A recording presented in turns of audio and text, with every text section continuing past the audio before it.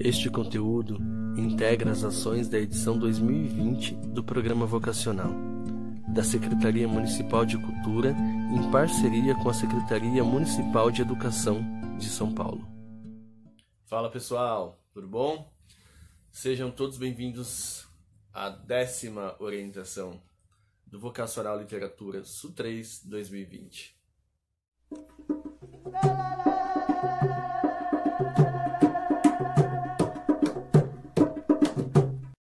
Espero que tenham conseguido ouvir a nossa Rádio Arte SU3, que foi a proposta, de exercício do encontro passado.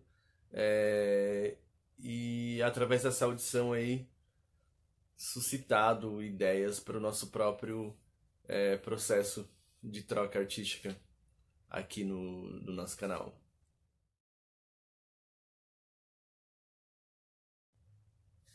Como a gente tinha combinado no encontro anterior, hoje a gente vai fazer uma apreciação crítica aí, de alguns textos, de vocacionados que têm participado aí as últimas semanas. Pessoal, vale frisar que o mais interessante que tem nesse tipo de exercício é justamente a provocação, não se trata de nenhum julgamento a respeito do trabalho dos vocacionados, mas uma troca intensa, de olhares. Bom, o primeiro poeta que a gente vai ler então, na verdade eu ouvi, porque ainda tem uma surpresa, a gente vai ouvir na voz dos próprios vocacionados os seus próprios textos. Vai ser o Francisco Heraldo. Ali brilha uma estrela. Alguém acordado que possa vê-la? Gente, demais esse poema do Francisco, A gente deve entrar em algum momento na seara do haikai. Para quem não sabe e não manja, um tipo de poesia japonesa, hoje muito comum mundo afora, que possui essa estrutura usada pelo Francisco aí, de 3 versos, dentre outras características ainda. Mas vejam só que interessante. A primeira coisa que se pode notar aí, para quem principalmente acompanhou aí as outras orientações, quem não acompanhou, para entender um pouco melhor disso, é só pegar o link aí dos encontros anteriores. O Francisco começa com uma coisa que a gente já discutiu aqui e fazendo um uso muito bonito do recurso, que é a literação. Ali brilha uma estrela, alguém acordado para vê-la. Dá para perceber aí a recorrência, da sonoridade da consoante L em diferentes partes do poema. É isso que vai dar a musicalidade, Vai dar esse brilho, esse ritmo, essa cadência, de certa maneira, para os versos. E a gente, sem querer, às vezes, produz isso, Não sei se foi a intenção do Francisco ou não, porque tem muito a ver com a natureza, como eu já falei aqui, da própria língua portuguesa, A gente tende a ser muito aliteral, quando está falando e produzindo texto no nosso idioma. A aliteração então se dá na palavra ali, na palavra brilha, na palavra estrela. Alguém também tem um L ali, que soa um pouco como um. E vê-la, claro, também tem um L ao final. Outro aspecto que eu acho muito interessante nesse poema do Francisco é o que a gente também discutiu já no penúltimo encontro, que é a concisão, um poder de síntese absoluto. Ele consegue extrair um lirismo, consegue extrair uma força, né, de comunicação, uma sentimentalização, né, do poema através de uma concisão absurda, né, e apelando para uma outra discussão que a gente também já teve aqui, ele trata de um objeto, né, de leitura poética absolutamente banal, né? O que é uma estrela, né? Diante de todas as coisas do mundo, assim, quem é que nunca viu uma estrela, né? Qual que é a importância de uma estrela, afinal de contas?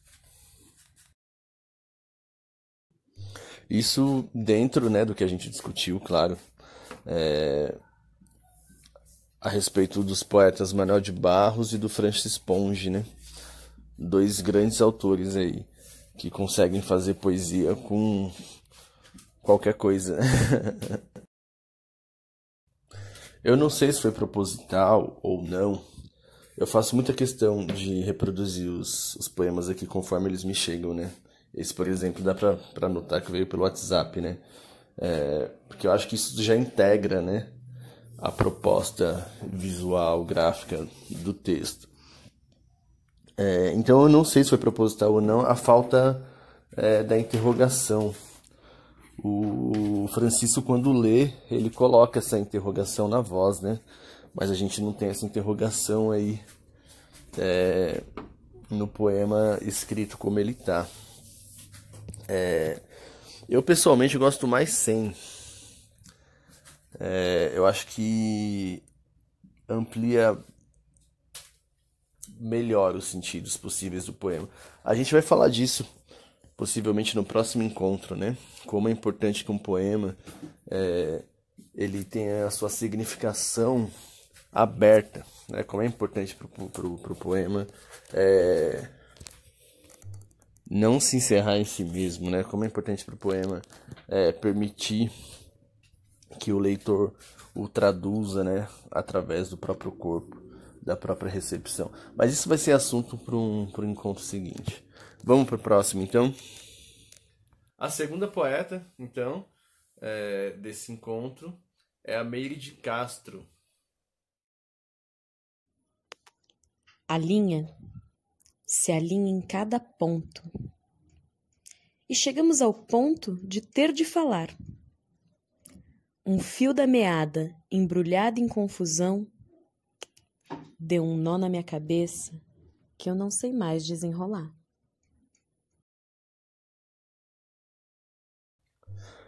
Pois bem, a gente tem agora aí, através da Meire, né, um exercício sobre o nosso encontro a respeito de metáfora, né? A metáfora talvez seja a figura de linguagem mais utilizada pelos poetas ao decorrer dos tempos, né? E aqui na América Latina a gente tem o privilégio, né, de ter grandes exercitadores, nem sei se essa palavra existe, desse tipo de figura de linguagem, né, desse recurso literário poético. Vale muito aí, como consideração aí, a esse fato, a dica de quem não leu ainda, procurar pelo Pablo Neruda. O Neruda é um dos grandes metaforistas da história da poesia. Poeta chileno, hermano nosso. Eu não sei se todo mundo aí conseguiu notar. Eu gostaria muito de estar olhando para vocês agora para saber o quanto vocês estão prestando atenção aí nos recursos usados pelos colegas, né? Mas nesse primeiro verso, por exemplo, a gente tem a assonância, né? Que a gente também já discutiu aqui. A gente tem a repetição da vogal A. E essa vogal A, que é uma vogal aberta, né? Você abre a boca para falar, né? Em contraponto, depois a assonância seguinte do O, que vai dar esse efeito, né? Pro verso. Olha só. A, linha, se alinha em cada. Dá para perceber aí que tem um monte de repetição vocálica aí com A. E depois, logo em seguida, a gente vai para uma vogal fechada, né? Que é o O, ponto. Gente, eu sei que poesia não se faz assim, decorando regras. E enchendo o texto conscientemente, né? Dessas fórmulas. Muito disso vem espontaneamente. Mas é legal quando o poeta tem consciência dos próprios processos, porque em certa medida isso permite uma manipulação artística, né? Uma manipulação literária aí muito maior. Naquele momento ali de dúvida, né? Em que você não consegue concluir um texto, ou não consegue dar início a um texto, você tem uma grande ideia, mas ela não se transforma em poesia. Por exemplo, é um momento em que esse tipo de consciência, né, a respeito da técnica é muito propício, né? Enfim, dá vontade de ficar falando um monte mais, né? E a orientação vai ter 50 minutos. Mas é porque é muito, muito importante pra gente que é poeta, pra gente que é autor literário, se dá a esse exercício, né? De ler o outro e de tentar entender como que o outro chegou a determinados resultados, né? Porque isso depois, inevitavelmente, vai se refletir também na nossa produção. Não há como ficar incólume a esse tipo de leitura. Mas para resumir, então, aí, vale dizer que o texto da Mary é um texto também com poder de síntese muito interessante.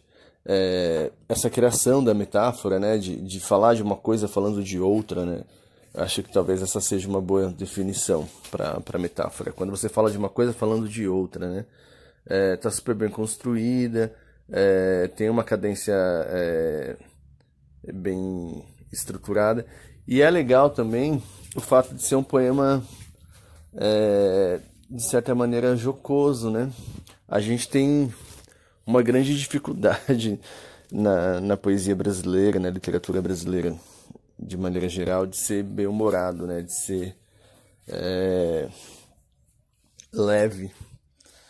Até porque não é fácil, né? Viver e produzir arte nesse país. Mas é legal quando acontece com qualidade, né? Essa leveza, essa certa comicidade no texto. Bom,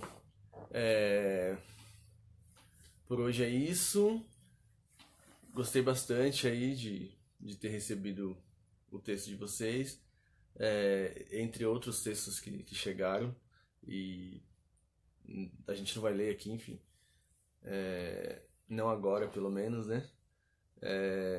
Muito agradecido. Continuem participando aí, espalhem o Vocacional Literatura e os outros vocacionais, né, presentes aqui no canal da Su3, para que cada vez mais a gente possa garantir esse espaço de criação e de liberdade dentro do serviço público.